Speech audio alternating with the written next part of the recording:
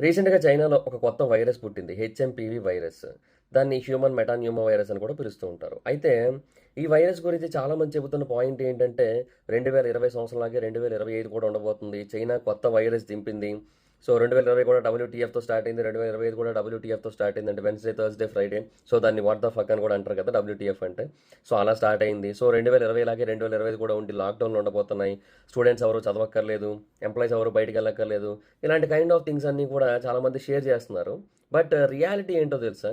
ఈ హెచ్ఎంపీవీ అనేది అసలు పెద్ద వైరస్ ఏమీ కాదు.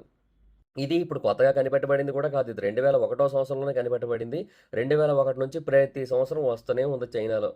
వింటర్ సీజన్ వచ్చిందంటే చాలు ఆటోమేటిక్‌గా ఈ కైండ్ ఆఫ్ కేసులు పెరుగుతాయి. ఇప్పుడు వింటర్ వచ్చిందంటే మనకి జలుబు ఎలాగా? సేమ్ అలాగే హెచ్ఎంపీవీ కూడా. దానికి ఒక పేరు పెట్టాలి కాబట్టి వాళ్ళు పేరు పెట్టుకున్నారు. అండ్ ఎస్పెషల్లీ ఇది చిన్న పిల్లల్లో ఎక్కువగా వస్తూ ఉంటుంది.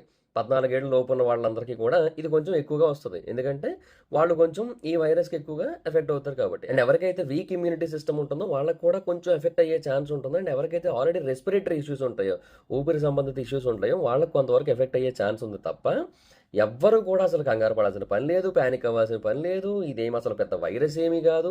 అండ్ ఒక నార్మల్ జలుబు ఎలాగో అలాంటిదే ఇది కూడా. ఓకే. సేమ్ డోలో 650 మంత్రం ఉంది కదా అప్పటిది థర్డ్ వేవ్ టైంలో అది వాడితే సరిపోద్ది అంతే. Nobody needs to care about it. And ఎవరు కూడా కంగారు పడిపోయి భయపడిపోకండి.